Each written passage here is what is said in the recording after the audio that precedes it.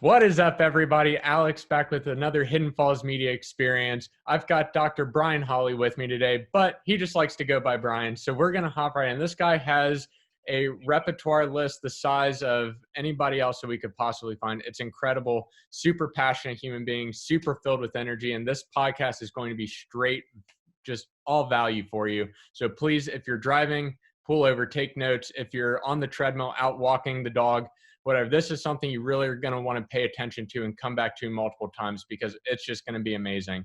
So, Dr. Bryan, welcome to the show. How are you, sir?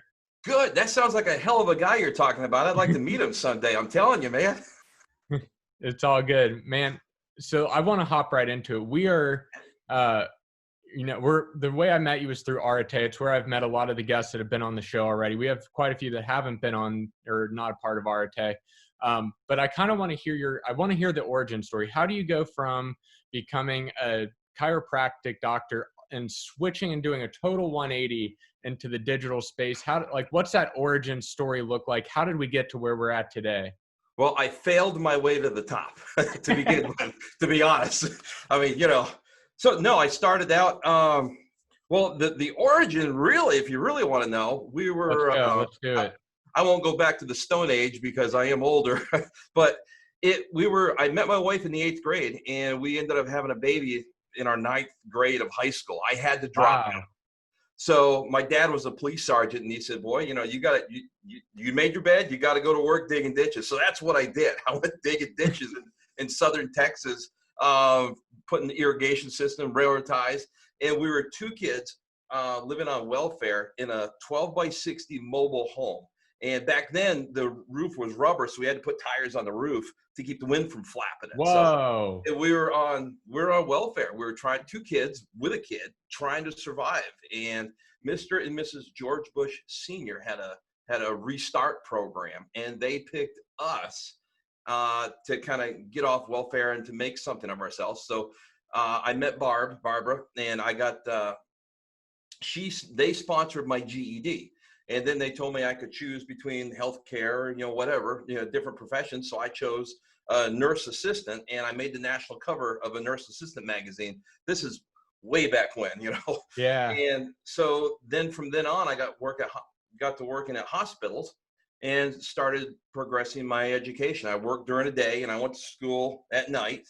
And I was younger, so I didn't need sleep then. Not like now. I need, made it through. Went to chiropractic. Actually, I went to medical school and I got burnt out because I was working ER and going to medical school. And for some reason, it just wasn't my path. It was all pharmaceutical, all drugs. It was all condition based. If you have this symptom, you take this drug. Well, let's cure what was causing the symptom.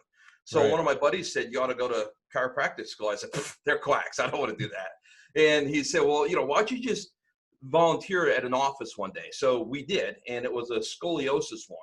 They specialized, and it was kind of cool. So I ended up following that path, went to chiropractic school, went out, had 7 clinics going. And at the era of the time, it was decompression therapy for herniated discs. Basically, the disc will go down, it'll mush out to the side, hitting the nerve. Well, they put you on the table and they make you taller. They pull apart. It's like a traction, and it helps with the disc. So we got one in our clinic and it really took off.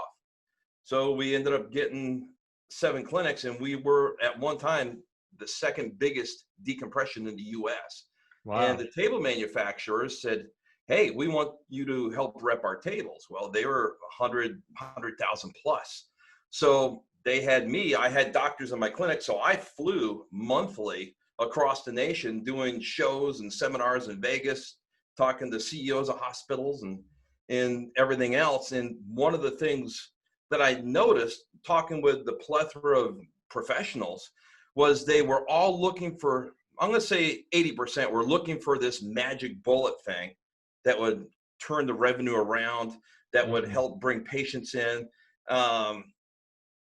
The other 20 were looking just for a piece that they could add to their puzzle already. But the 80% that I found, I actually had to coach them afterwards and say, it's not the device or the technique that's going to help the people. It's what's inside of you. It's what's inside of your practice. It's going to be the flow. If you don't have any of that, then it's not going to work. Then they started asking, once we got them going, I mean, we were selling, 20, 30 a month of these things, and after 5 years of doing it, they were coming to me, well, how are you doing the marketing? How are you getting the patients in? How are you letting the world, the word out? Well, Right.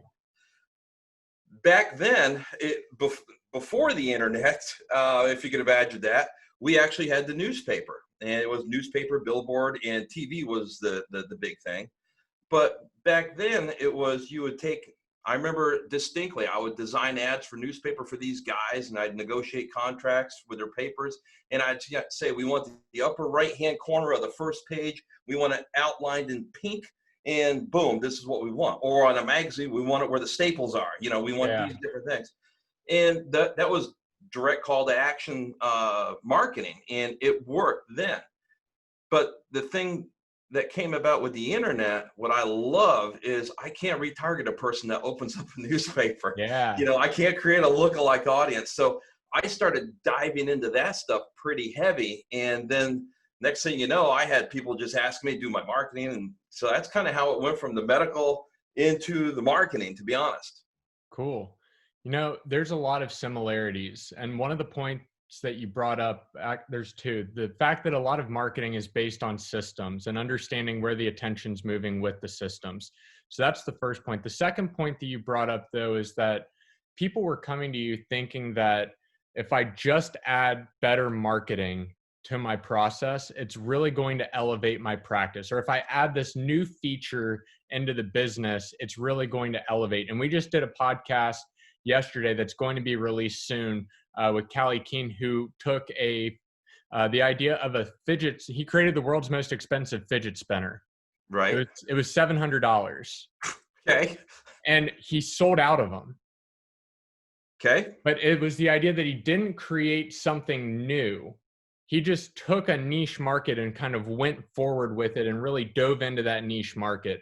And it really sounds like that's really what you're talking about with this as well, is that there's a commonality of, I didn't really add anything new to my market. I just really went deeper with it and really started to get my customers on board with what was actually happening.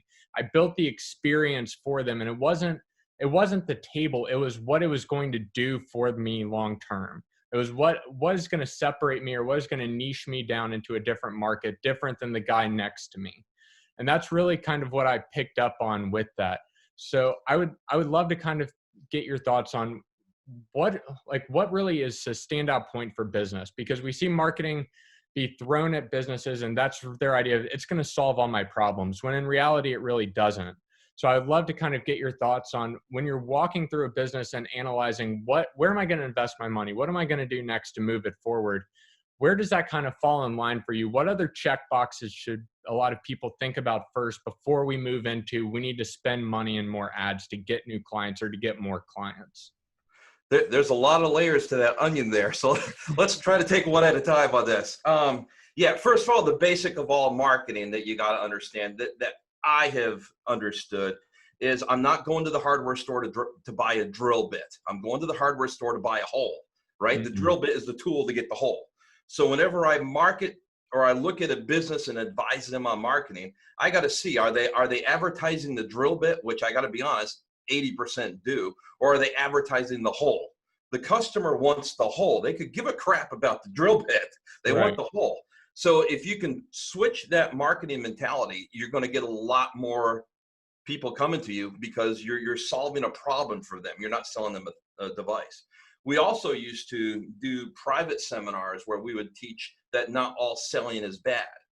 I mean, True. When you think of selling, the first thing that pops up in your head is, car salesman or insurance, the door-to-door, Side note, I used to go door to door when we dropped out of high school. I used to sell Kirby vacuums and the NSA water filters door to door. So I was right there with you, but I was the guy asking. I knocked on your door and asked to see your energy bill to see if I could switch you over from dinosaur bones over to green energy. Right, so you know what I'm talking about. I'm used to getting the 998 doors slammed in my face for the two that will answer and say, yeah, I would love to show you my energy bill so you could possibly save me money.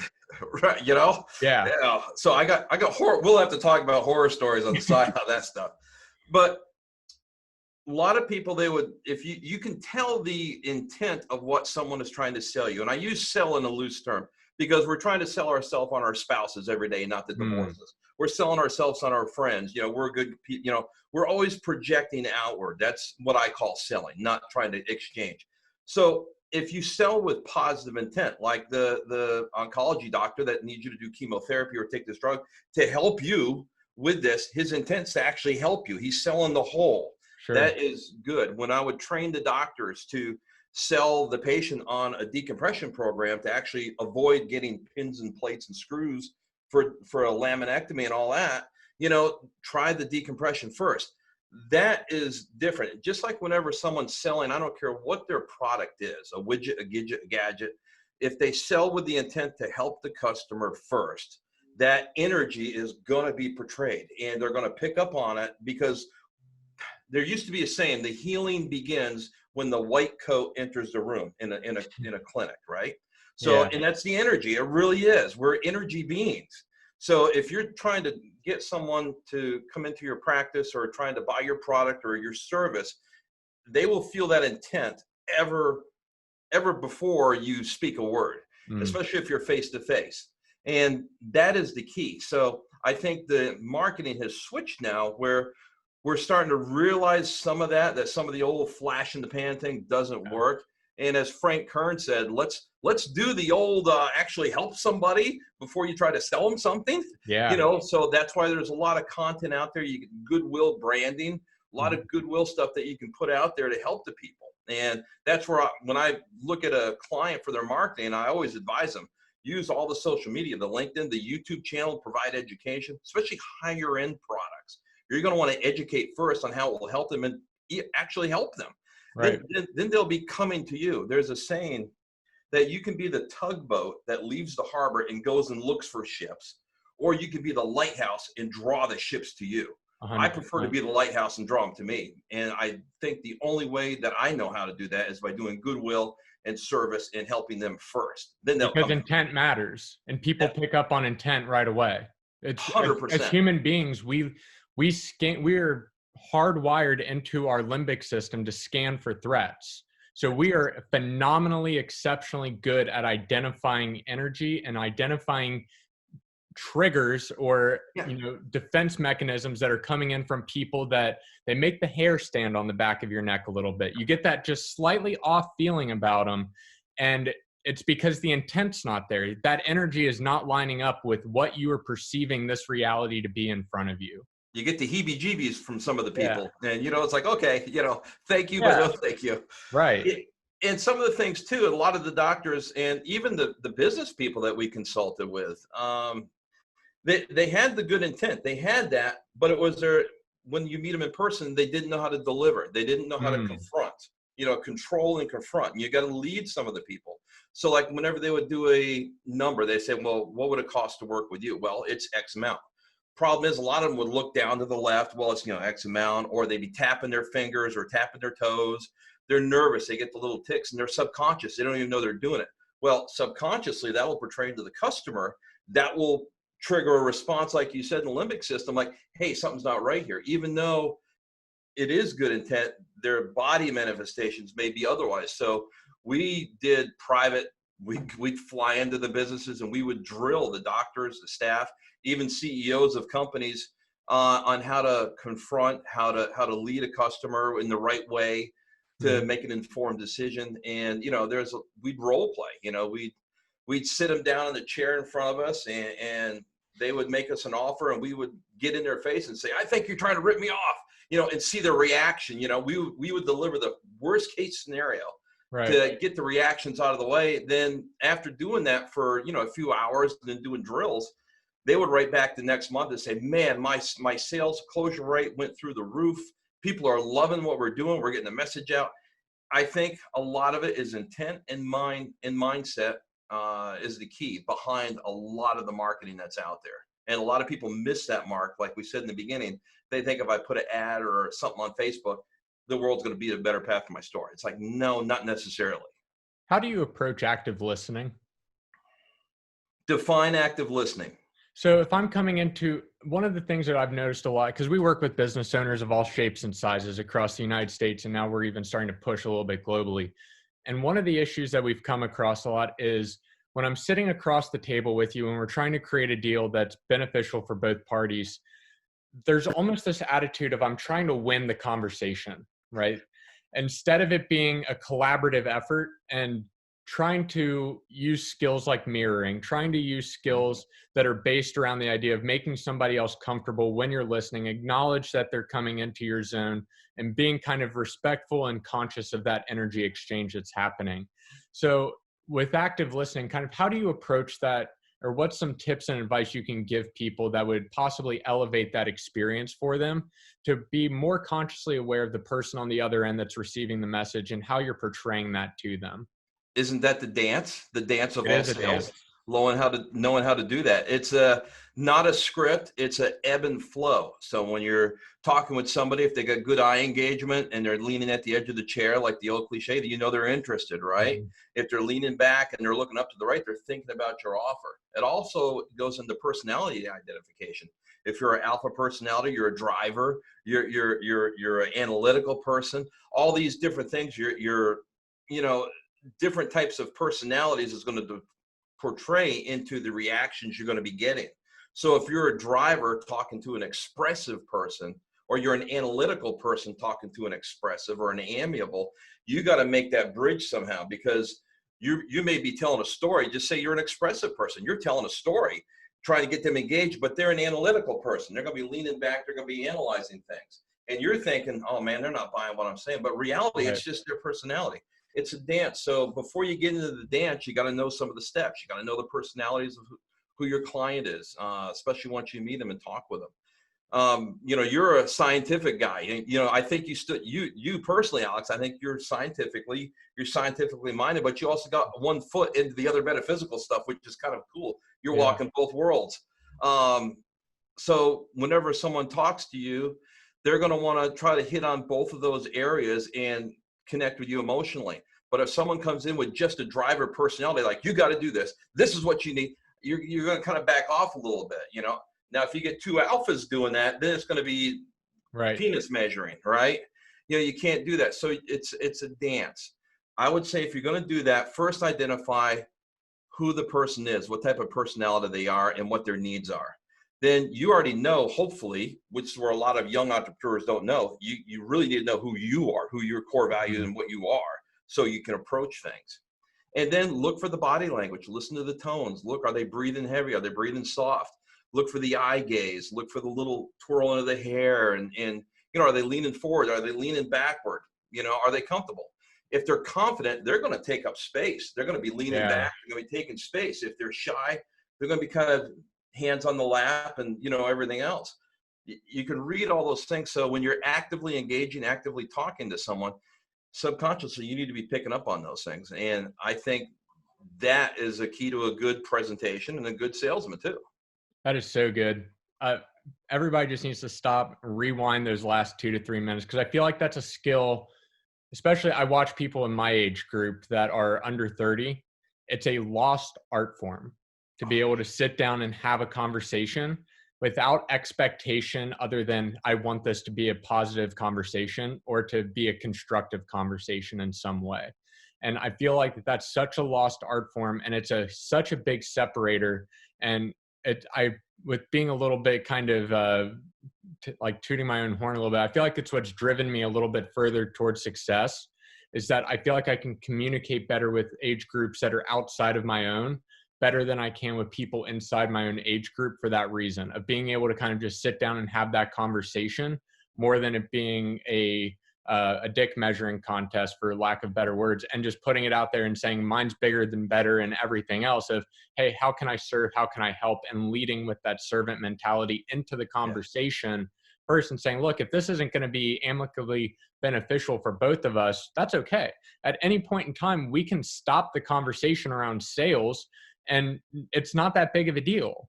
And giving them that permission is really, I found, beneficial and really allows for that energy exchange, like you were saying, to be more of a dance more than it being, I'm shouting at you, waiting for you to respond. And while I'm waiting for you to respond, I'm coming up with my argument inside my head already to combat where you're coming from. Mm-hmm.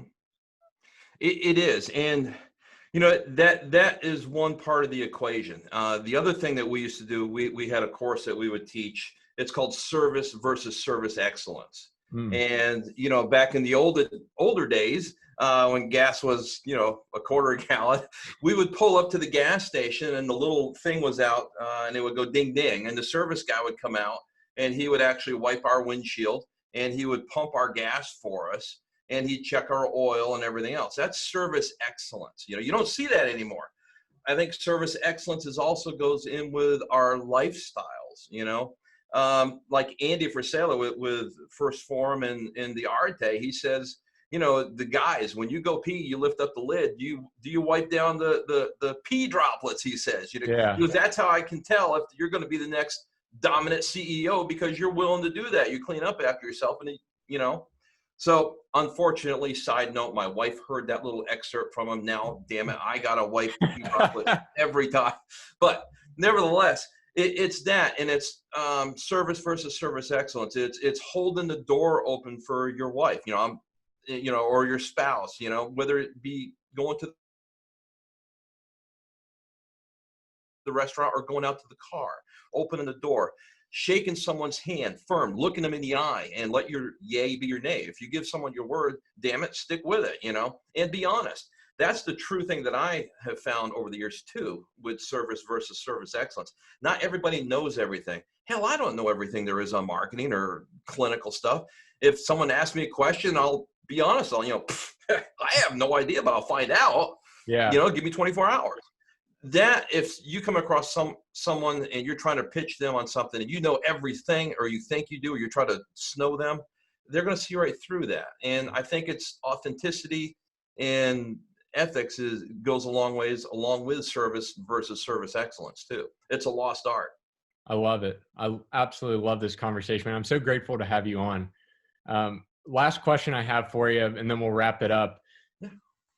Where we have come into a totally unexpected era of business, of life, of communication style, middle of 2020, end of 2020, now as we're moving into that part of the year. What trends are you seeing inside of your area? What are really those things over the last, maybe 3 to 6 months that really caught your attention that you were like, ooh, this could be a total game changer, or man, I'm really seeing trends start to move in this direction? What does that look like for you? Toilet paper and zombie apocalypse. It's happening, man. No, I'm just kidding. Where it's going, baby. I see a lot of people, and actually I didn't talk to you about this before, but I'm developing another course, and I'll tell you about it in a minute. But I see a lot of people, they're the mom and pops, and they've been at this job, and all of a sudden with the COVID and everything else that's happening, they got laid off. And they can look on the internet, they say, okay, other people are doing this. Great, I'm going to make some soaps, and I'm going to open a Shopify store, and I'm going to sell soaps, and I'm not going to go back to work. Well, it's a little different than that. I see that gap from point A to point C. They're missing the B on how to get there. And there's a lot of people out there right now that are in A. They don't have a savings. They're living paycheck to paycheck, or they're living on unemployment, or they don't have anything. And they're wanting to get to C, but they're missing that B step. So a couple things as entrepreneurs, as marketers, and as business consultants, we need to not provide them the C. We need to provide them the B on how to get there, the best way for them, if that makes sense. So, right. I was on consulting. I have a knack for going into a business and looking, well, do you need marketing? Then this is what you need. If it's a high-end ticket, let's educate. Let's do some YouTube educational videos. And don't put a call to action in them. Just give it away. Give some of your best stuff away. Help them. And then what you do is you set up a Facebook retargeting to target everybody that watched the videos with a call to action or a download. Right.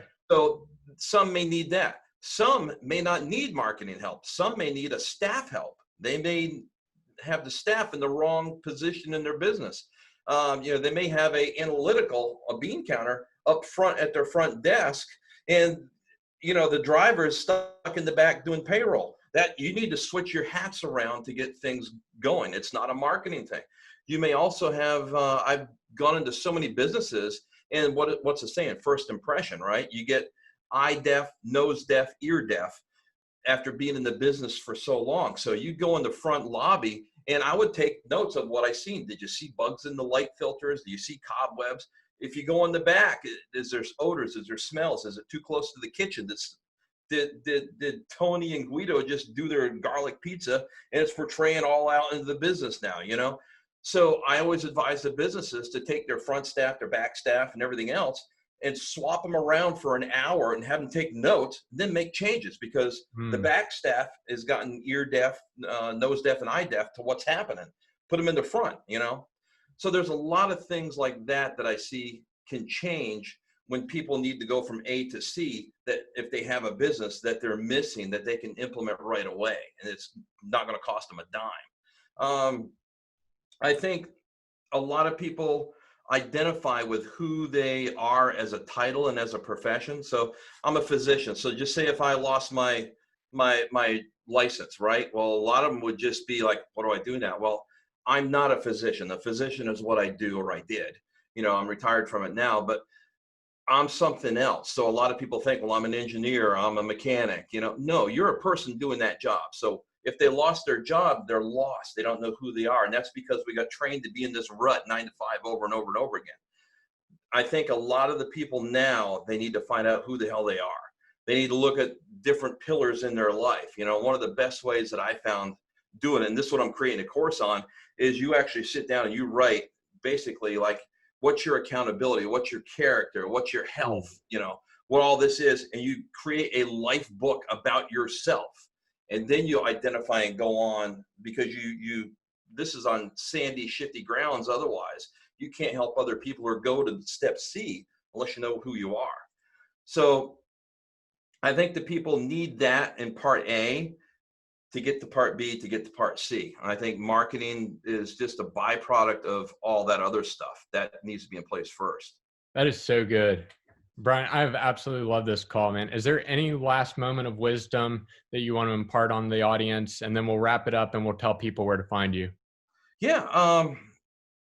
Follow your heart, to be honest. Yeah. Follow your heart and passion. And if you don't know what that is, you need to shut out the noise and get quiet for a little bit, and it'll come to you. When you do find that, things just step into the flow and it comes easy. Things just start happening. The right people show up. The right emails come. The right phone call rings. A check in the mail from, you know, a refund. Who knows? Things will happen. And once you start getting into that, you realize that you don't have to market as much. You don't have to put like, marketing's going to save me. No, you're going to save yourself. Marketing is just another tool that'll help that. So I would say, first of all, for the masses out there, figure out who you are, discover yourself and your passions, and then try, if you have to work a job, work your job and work on your passions on the side, your side hustles, until they can replace your job. Jim Rohn said that for years, and I'm a believer in that. So that's what I would do. Oh yeah. Oh yeah. So that would be my advice. That is so good. To kind of bring it back with him, he has this, and I'm going to butcher the shit out of this quote. He talks about the idea of regret and how that weighs on the soul, and that, you know, the fear of taking an opportunity is truly only a feather on the soul, where regret weighs tons on it. Yes. And I wrote an article that it just triggered, and I don't want to get off on really left field, but I wrote an article for a spiritual magazine, and I got a lot of replies about it. You know, I'm not going into beliefs or anything, but they say that when we were incarnated here, but when we came here with a certain talent or a certain gifts. Okay. Many religions speak about this. And our goal here is to to find our gifts and then express them to the world to help other people. Hopefully you can help other people. It's a chain reaction. Then they'll find their gifts.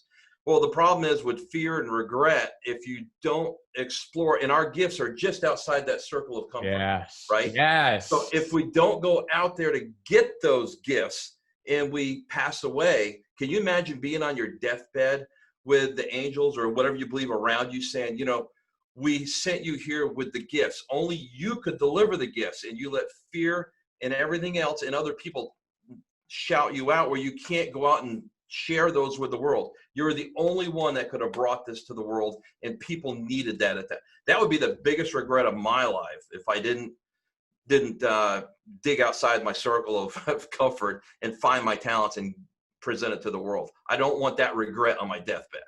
Oh, that is so good. Bryan, thank you so much for being here. I'm so grateful and so thankful. I know my audience got a ton of benefit and value out of this. Where can people find you? Where can they follow your information at for more? You can go to drbryanhawley.com. That's where I put a lot of my stuff. It's Dr. DrBryanHawley.com. I'm going to start probably a podcast tour, a speaking tour. Well, I'd say a speaking tour. Let's see what next year brings. And I'm wanting to develop that course, like I was mentioning, about the 8 pillars that you can actually do yourself. And I'm going to give it away, to be honest, because I think it's going to help the masses. That'll take them to point C. That's the B they're missing. So that's the best way to do that. And you can also email me. You got my email, hawleybryan@yahoo.com. Awesome. I'll drop all those links below for people. Thank you so much, Dr. Bryan. It's been a pleasure, sir. Absolutely. Thank you.